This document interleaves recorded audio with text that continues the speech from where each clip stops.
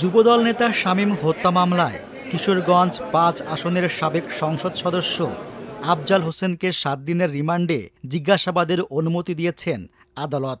পুলিশের আবেদনের পরিপ্রেক্ষিতে ঢাকার চিফ মেট্রোপলিটন ম্যাজিস্ট্রেট আদালতের ম্যাজিস্ট্রেট এ আদেশ দেন।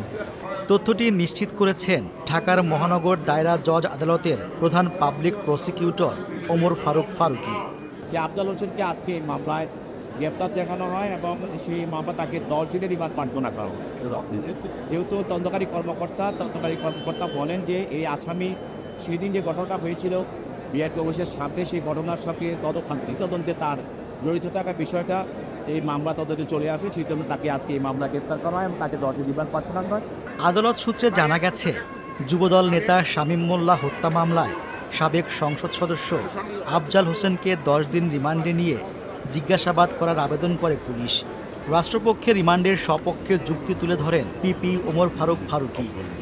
অপরদিকে রিমান্ডের বিরোধিতা করে আদালতে যুক্তি তুলে ধরেন আফজাল হোসেনের আইনজীবী আব্দুল্লাহ আল মনসুর। উভয় পক্ষের শুনানি নিয়ে আদালত আফজাল হোসেনের 7 দিনের রিমান্ড মঞ্জুর করেন। এর আগে গত 24 মার্চ মধ্যরাতে আফজাল হোসেনকে মেহেরপুর শহর থেকে গ্রেপ্তার করে পুলিশ। পরে তাকে কারাগারে পাঠানোর আদেশ দেন আদালত। আফজাল হোসেন কিশোরগঞ্জের বাজিতপুর উপজেলা আওয়ামী লীগের সভাপতি। 5 আগস্ট গণ অভ্যুত্থানে আওয়ামী লীগ সরকারের পতনের পর তার বিরুদ্ধে বাজিতপুর থানায় একাধিক মামলা হয়েছে বলে জানিয়েছে পুলিশ। সরকার পরিবর্তনের পর থেকে তিনি আত্মগোপনে ছিলেন। সংসদ সদস্য থাকা অবস্থায় আফজাল হোসেনের বিরুদ্ধে খাল, বিল ও নদী দখল এবং প্রতিপক্ষের লোকজনকে দমন পীড়নের অভিযোগ রয়েছে।